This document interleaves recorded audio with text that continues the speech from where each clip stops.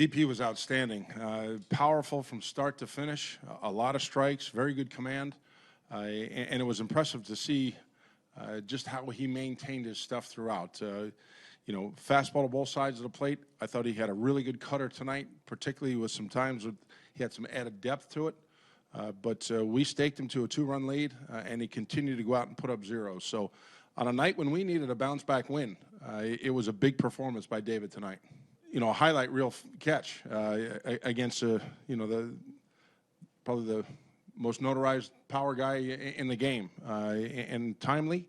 A big catch to the deepest part of the ballpark, preserved the shutout at that point, but he came up big. But on the offensive side, it was a big night from Mookie. The 2-run homer and then the 3rd run, he basically generated with his speed. Infield base hit, the overthrow, he's able to take second base, and then we finally broke through with an RBI single with a man in scoring position. So, you know, you look at those 3 guys and the contributions that they made were key. But it starts with David Price, and that was just a great game from him.